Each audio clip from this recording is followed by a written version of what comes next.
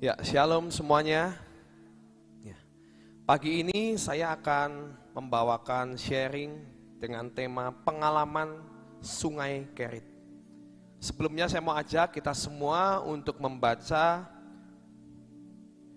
di dalam 1 Raja-Raja 17 ayat 1 sampai 6.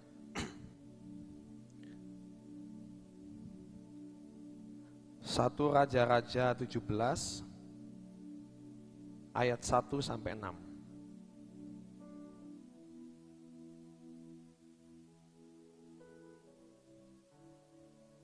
Ya, udah semua ketemu ya. Saya mau baca ayat ganjil dan saudara baca ayat genap. Saya baca perikopnya. Elia di tepi sungai Kerit. Lalu berkatalah Elia orang Tisbe dari Tisbe Gilead kepada Ahab, demi Tuhan yang hidup, Allah Israel yang kulayani, sesungguhnya tidak akan ada embun atau hujan pada tahun-tahun ini kecuali kalau kukatakan.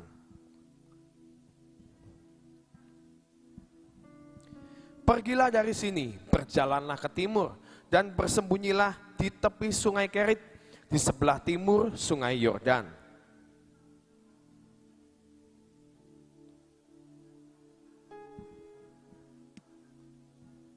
Lalu ia pergi dan ia melakukan seperti firman Tuhan. Ia pergi dan diam di tepi sungai Kerit di sebelah timur sungai Yordan.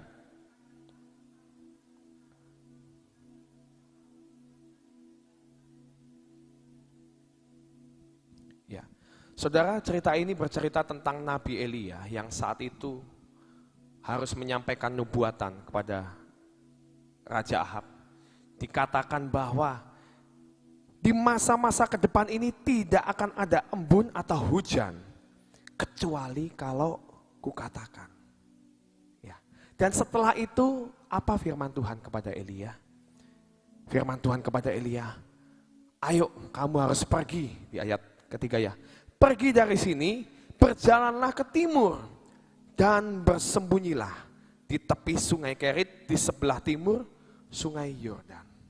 Saudara, kalau kita baca di sini sungai Yordan dan sungai Kerit semuanya kalau dalam bahasa Indonesia terjemahannya pakai kata yang sama, sungai. Tidak ada bedanya, saudara. Tapi saudara, kalau kita baca dalam terjemahan bahasa Inggris, di situ jelas sekali disebutkan kalau Jordan itu Jordan River, yang artinya adalah sungai. Sungai Yordan. Karena apa? Sungai Yordan ini letaknya adalah di hulu. Banyak sumber mata air yang mengalir ke sungai Yordan. Yang kedua, dia juga akan mendapatkan air dari lelehan salju Gunung Hermon. Dan itu adalah sungai yang besar dan akan mendapatkan air istilahnya sepanjang tahun. Beda sekali dengan yang namanya Kerit. Kerit itu bukan sungai, saudara. Kerit ini dikatakan Kerit Brooks. Kerit Brooks itu apa? Dia adalah anak sungai, atau dikatakan sungai musiman. Katakan sekali lagi, sungai apa? Musiman. Yang anehnya, Tuhan menyuruh saat dalam kekeringan, saat nanti di tahun-tahun ke depan tidak ada hujan, Elia disuruh perginya kemana, saudara? Sungai Kerit. Masuk akal nggak, saudara? Buat pikiran manusia itu masuk akal nggak? Nggak masuk akal. Seharusnya, menurut Elia nih ya, harusnya kalau kita jadi Elia, kita bicara, Tuhan kau salah ngomong Tuhan. Aku kan sudah hidup di negeri ini. Aku tahu mana sungai yang besar. Seringkali kita ini sok merasa pintar dan merasa rancangan Tuhan itu salah. Kita seringkali merasa, Tuhan yang benar tuh ini loh. Kalau yang namanya di tahun kekeringan, harusnya kita mencari sungai yang paling banyak airnya. Harusnya sungai Yordan, Tuhan. Tapi untung, Elianya bukan kita, saudara. Ya, kita belajar dari ketaatan seorang Elia. Tuhan berkata apa? Seperti itu, dan di ayat kelima dikatakan, lalu Elia pergi dan ia melakukan seperti firman Tuhan. Dia adalah nabi yang taat. Dia nggak pernah mempertanyakan, kenapa saya harus ke Sungai Kerit? Kebayang nggak saudara, firman Tuhan misalnya nih saudara jadi Elia. Kamu nanti di tepi Sungai Kerit ya. Nanti akan ada burung gagak yang memberi makan kamu.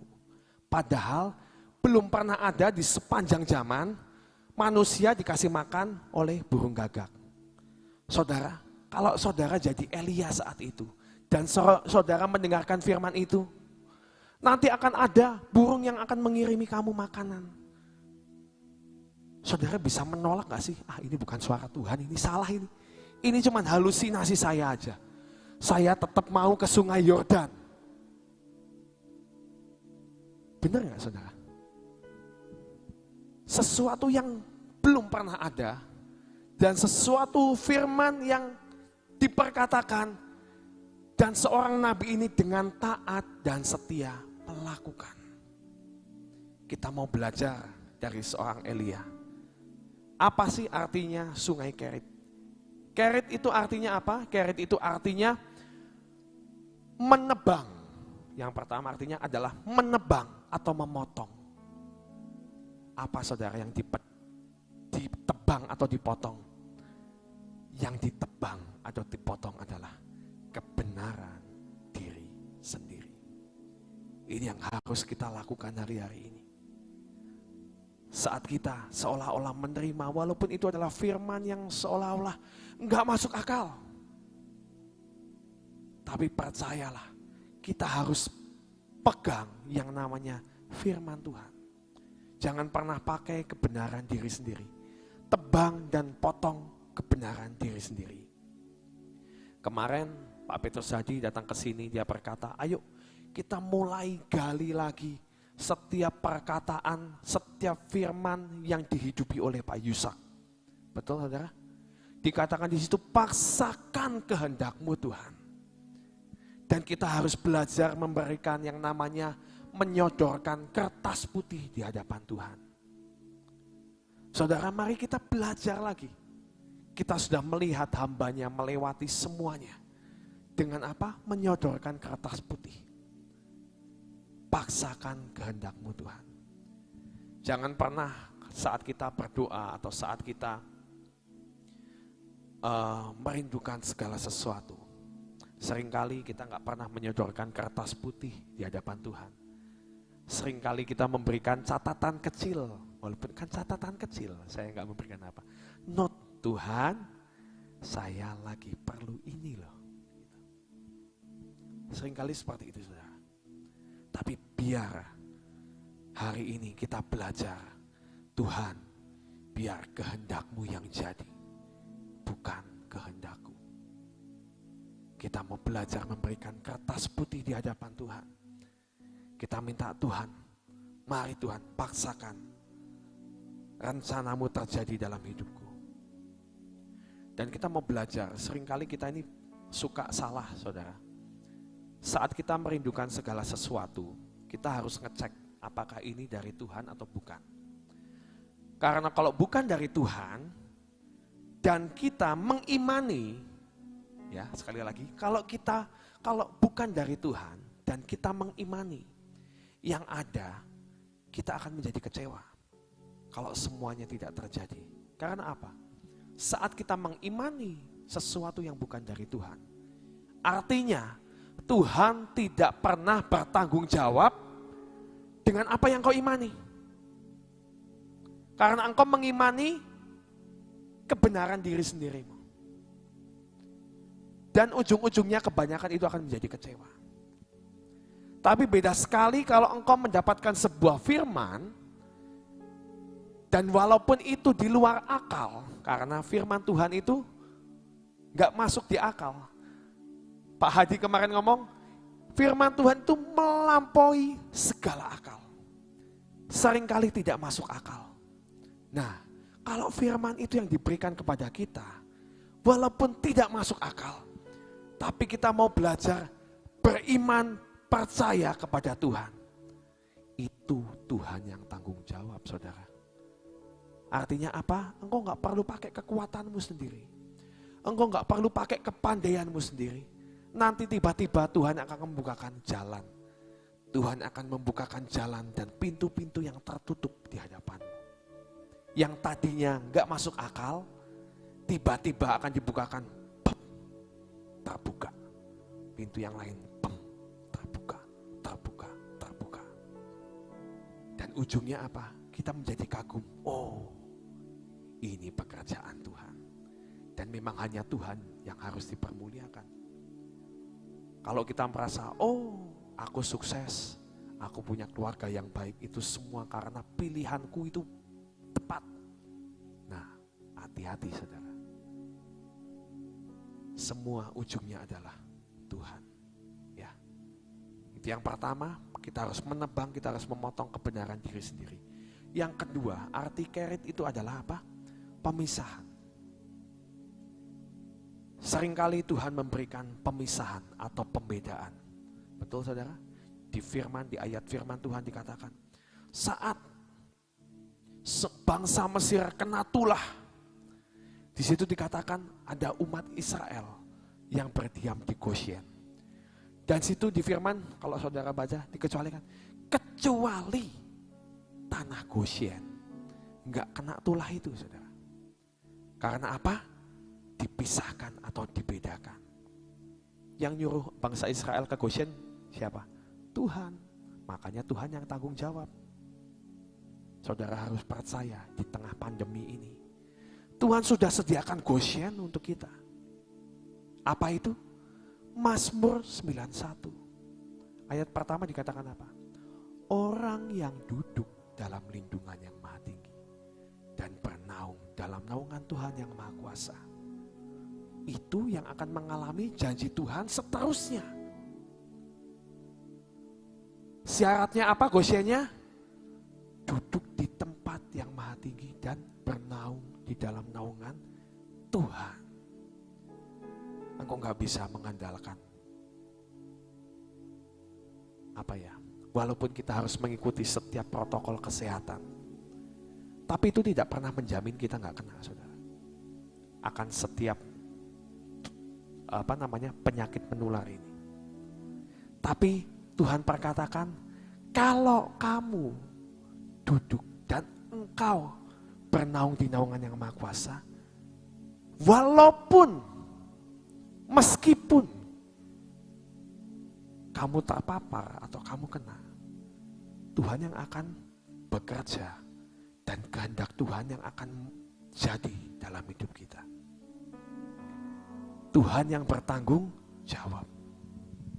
Nah, itu yang harus kita pegang tuh, saudara. Hari-hari ini, jangan andalkan siapapun. Pemisahan itu diadakan, pasti akan terjadi. Gandum dan ilalang akan dipisahkan. Yang bukan dari Tuhan dan yang dari Tuhan akan kelihatan. Dan kita tahu firman Tuhan pasti yang akan menang. Dan firman Tuhan itu yang akan keluar menjadi sinar untuk setiap langkah kita. Ya. Ingat, kita disuruh di Kerit, gak apa-apa. Walaupun kelihatannya kecil sungainya, sungai musiman. Percayalah saudara, yang memberi air itu Tuhan. Yang memberi makan dari burung itu Tuhan. Gak usah pusing. Dan kita ini sebenarnya sudah lebih baik loh di tempat ini. Dikasih preview. Oh ternyata bisa kok Tuhan memberikan makanan kepada Elia. Dari yang tidak ada menjadi ada. Kita sudah lihat di taman saudara. Dari yang tidak ada menjadi ada. Dari yang cawan kosong tiba-tiba dipenuhi oleh minyak yang dari Tuhan. Lihat gak kita? Lihat. Bisa gak terjadi buat Elia? Bisa banget. Kalau tiba-tiba di tengah kelaparan Tuhan mau memberikan engkau makanan pizza, kira-kira bisa gak? Bisa saudara. Kalau Tuhan mau, ya. Kita bisa melihat kok, dari yang tidak ada menjadi ada. Dan kita harus tetap percaya itu. Ya. Dan ini yang paling penting, kita mau baca ayat terakhir Roma 13 ayat 11 dan 12. Roma 13 ayat 11 dan 12. Ini akan menjadi ayat pegangan kita, saudara. Ya, kita mau baca bareng-bareng ya. 2, 3. Hal ini harus kamu lakukan karena kamu mengetahui keadaan waktu sekarang, ya, yaitu bahwa saatnya telah tiba bagi kamu untuk bangun dari tidur. Sebab sekarang keselamatan sudah lebih dekat bagi kita daripada waktu kita menjadi percaya. Hari sudah jauh malam, telah hampir siang. Sebab itu marilah kita menanggalkan perbuatan-perbuatan kegelapan dan mengenakan perlengkapan senjata terang.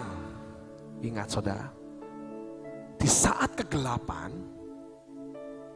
semua kita berkata dunia ini di depan ini semuanya gelap, gak ada yang tahu ke depan itu seperti apa. Betul saudara?